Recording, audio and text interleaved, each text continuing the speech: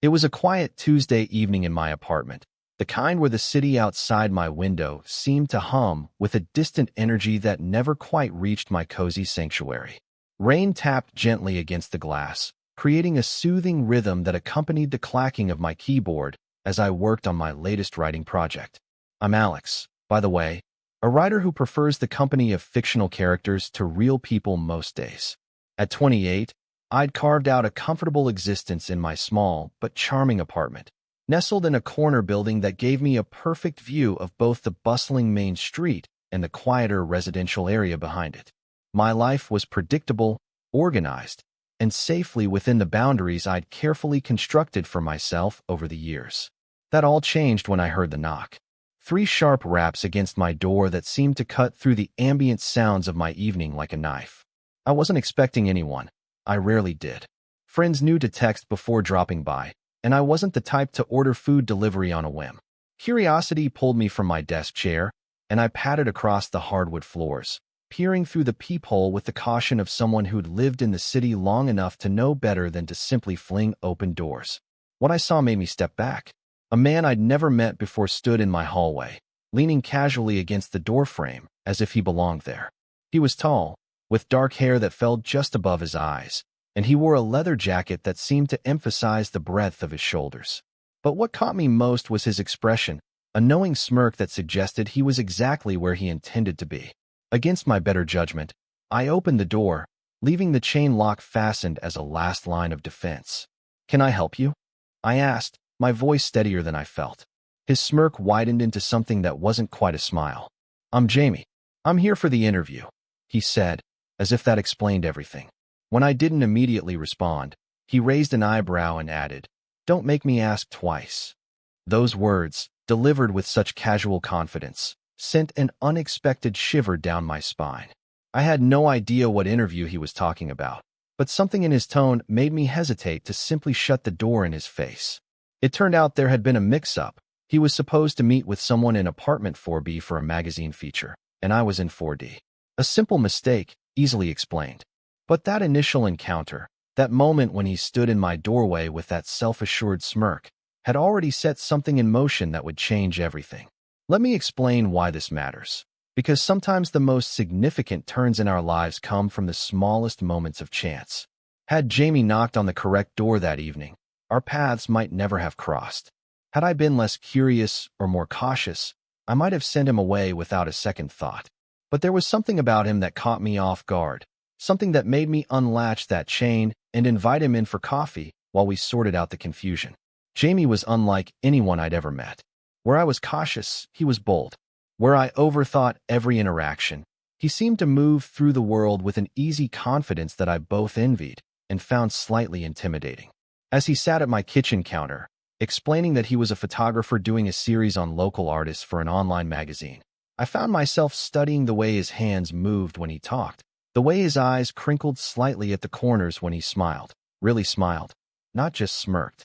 "So you're a writer," he said, glancing around my apartment at the bookshelves that lined nearly every wall. "What do you write?" "Fiction, mostly," I replied, suddenly self-conscious about the manuscripts stacked on my desk. "Nothing published yet, but I'm working on it." "I'd like to read your work sometime," he said, and the way he looked at me made it clear this wasn't just polite conversation. There was an intensity to his interest that both thrilled and terrified me. After he left that night, with my number in his phone and a promise to continue this conversation soon, I found myself standing in my living room, heart racing with an unfamiliar excitement. It had been a long time since I'd felt that kind of immediate connection with someone. Years, maybe. Not since David. David had been my first serious relationship, back in college. He was charismatic and popular, everything I wasn't, and for 2 years, I'd been swept up in the whirlwind of his attention. Until the day he decided I wasn't exciting enough anymore. The breakup had been swift and brutal, leaving me with a deep-seated fear of putting myself out there again. After David, there had been a few casual dates, but nothing that ever developed into anything meaningful. I'd convinced myself I preferred it that way. Safer to keep people at a distance than to risk that kind of pain again. But Jamie wasn't so easily kept at a distance.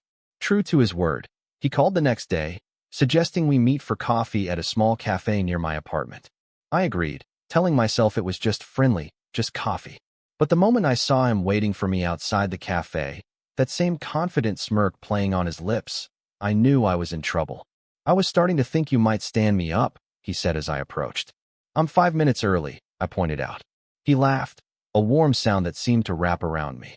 "I've been here for 20. Don't make me ask twice next time. I might not be as patient." There was that phrase again, delivered with a playful tone that somehow still carried an edge of authority. It should have annoyed me. Who was he to make such assumptions? But instead, I felt that same shiver of excitement I'd experienced when he first appeared at my door. Over coffee, I learned more about Jamie. He was 32, had grown up in a small town about 3 hours from the city, and had moved here 5 years ago to pursue photography. He spoke with passion about his work, about capturing moments and emotions through his lens. I found myself opening up more than I usually did with new people, telling him about my writing, my dreams of publication, even my struggles with self-doubt. "You think too much," he said, reaching across the table to touch my hand briefly. "Sometimes you need to get out of your head and just feel." Easy for him to say. Jamie seemed to live entirely in the moment, making decisions based on instinct rather than careful consideration. It was both fascinating and slightly terrifying to witness. As our coffee date extended into lunch, and then a walk through the park as afternoon turned to evening, I found myself wondering what it would be like to live with that kind of freedom. The next few weeks followed a similar pattern. Jamie would appear, often unexpectedly, with invitations that felt more like gentle commands. "We're going to an art exhibition tonight," he'd text, or "meet me at the pier at sunset." Each time, I found myself saying yes, even when it meant stepping far outside my comfort zone. He took me to underground music venues I never would have found on my own, introduced me to his eclectic group of friends, and once, memorably, convinced me to go swimming in the lake at midnight. "I don't even have a swimsuit with me," I protested. "Who said anything about swimsuits?" He'd replied with that infuriating, irresistible smirk. I didn't go quite that far, keeping on my underwear while he stripped down completely, but the fact that I went in at all was testament to how Jamie was changing me. Slowly, I was learning to take risks, to say yes to experiences instead of automatically defaulting to no out of fear. But it wasn't all easy. As I found myself falling deeper into whatever this was between us, old insecurities began to surface. Why was someone like Jamie, confident, adventurous, seemingly able to charm anyone he met, interested in someone like me? I kept waiting for the other shoe to drop, for him to realize I wasn't as exciting as he initially thought, just as David had. These fears came to a head one evening when Jamie invited me to a gallery opening where some of his photographs were being featured. I'd spend hours getting ready, wanting to fit in with the artistic crowd I knew would be there. But as soon as we arrived, my anxiety kicked in. The gallery was packed with stylish, sophisticated people who all seemed to know each other. Jamie was immediately swept up in conversations, moving through the crowd with ease while I hovered awkwardly at the edges. I watched as he chatted animatedly with a stunning woman in a red dress, her hand resting casually on his arm as she laughed at something he said. They clearly knew each other well, and the easy intimacy of their interaction sent a pang of jealousy through me that I had no right to feel. After all, Jamie and I had never defined what we were to each other. We'd shared kisses, increasingly passionate ones, but we hadn't slept together yet, and we certainly hadn't had any conversations about exclusivity. As the evening wore on, I felt increasingly out of place. When Jamie finally made his way back to me, introducing me to what felt like the 20th person of the night, something in me snapped. "I think I'm going to head home," I said quietly. Jamie frowned. "The night's just getting started. They're serving champagne after the next speech." "I'm not really in the mood for champagne," I replied, already reaching for my coat. "You stay? Enjoy your night." "Alex," he said, his voice taking on that tone that usually made me acquiesce immediately. "Don't make me ask twice." But this time, instead of sending a thrill through me, the words grated. "You don't get to tell me what to do, Jamie," I said, more sharply than I intended. "I'm not one of your photographs that you can just position however you want." Hurt flashed across his face, quickly replaced by confusion. "That's not what I'll see you around." I cut him off, turning to push my way through the crowd before he could see the tears threatening to spill over. I spent the next 3 days avoiding his calls and texts. Part of me knew I was overreacting, that I was letting old wounds dictate my behavior, but another part felt vindicated. This was exactly why I kept people at arm's length. Getting close only led to pain. On the fourth day, there was a knock at my door. I knew who it was before I even looked through the peephole.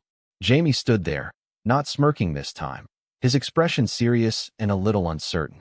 For a moment, I considered not answering, but then I remembered how it had felt to see that look of hurt in his eyes at the gallery. I opened the door, but didn't invite him in. "You're avoiding me," he said simply. "I've been busy." Bullshit. The word wasn't angry, just matter of fact. Something happened at the gallery, and instead of talking to me about it, you ran. And you've been running ever since. I crossed my arms defensively. "I don't know what you're talking about." Jamie sighed, running a hand through his hair in a gesture I'd come to recognize as frustration. "Can I come in? I don't want to have this conversation in your hallway." I hesitated, then stepped back to let him pass. He moved into my living room, but didn't sit down, instead turning to face me with an intensity that made me want to look away.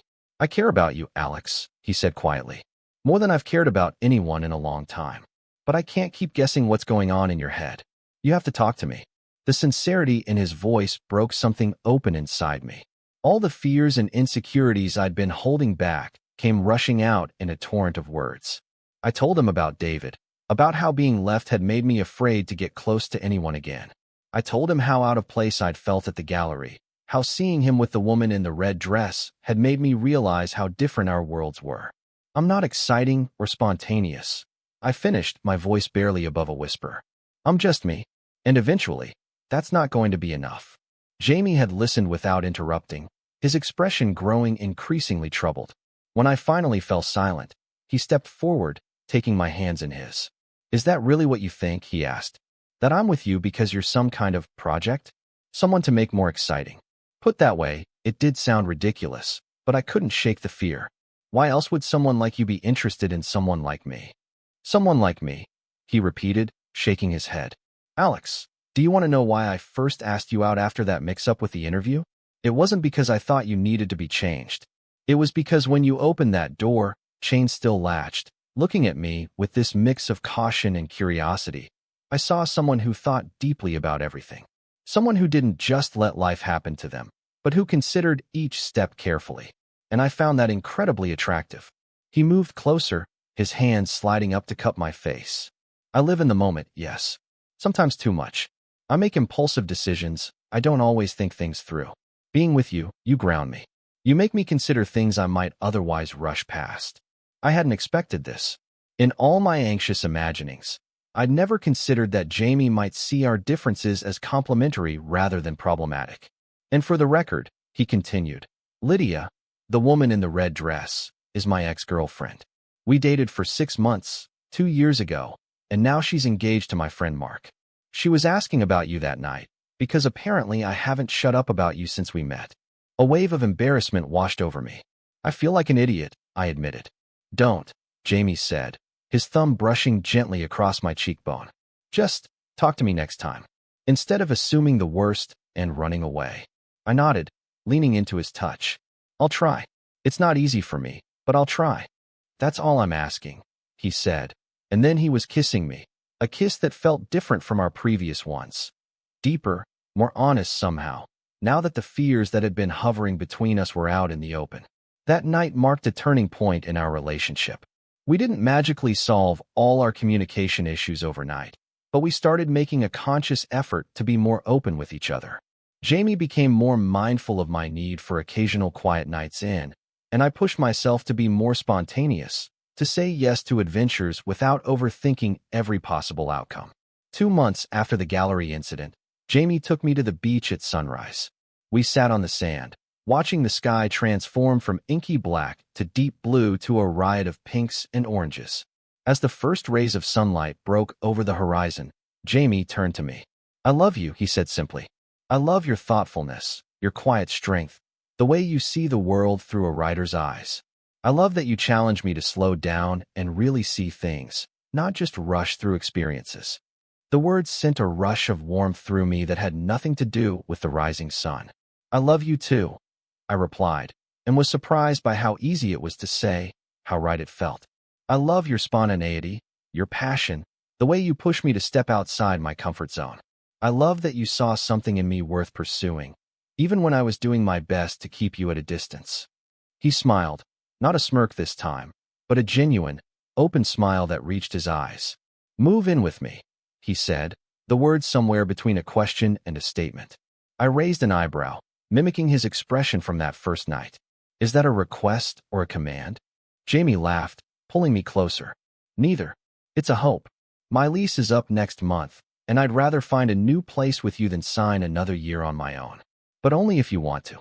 6 months ago, such a suggestion would have sent me into a spiral of anxiety, listing all the ways it could go wrong. But now, sitting on the beach with Jamie as a new day dawned, I found myself considering all the ways it could go right. "Yes," I said, surprising both of us with the lack of hesitation. "Let's find a place together." We moved into our new apartment 3 weeks later, a spacious 2-bedroom with large windows that let in plenty of natural light, perfect for both my writing and his photography. The process of combining our lives wasn't without its challenges. Jamie's idea of organization was vastly different from mine, and we had more than one heated discussion about where things should go and how spaces should be arranged. But there was a joy in those disagreements too, in the knowledge that we were building something together. One evening, about a month after we'd moved in, I was working on my manuscript when Jamie came home from a photo shoot.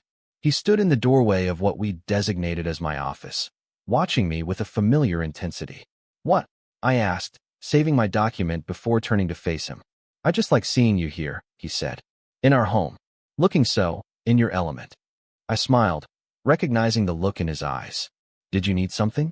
He crossed the room, pulling me up from my chair and into his arms. "Dinner's ready," he murmured against my ear. "Don't make me ask twice."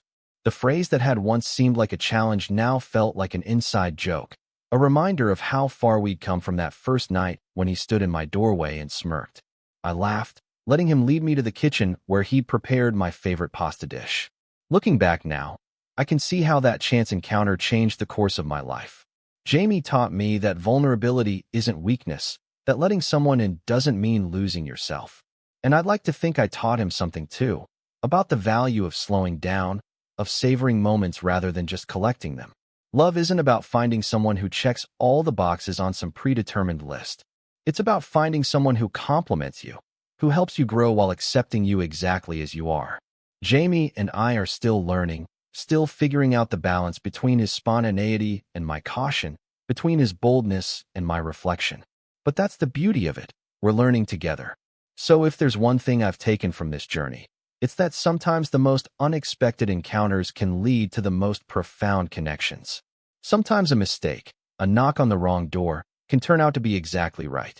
And sometimes, when someone stands in your doorway with a smirk and says, "Don't make me ask twice," the best thing you can do is take a deep breath, open the door wider, and see where the adventure leads.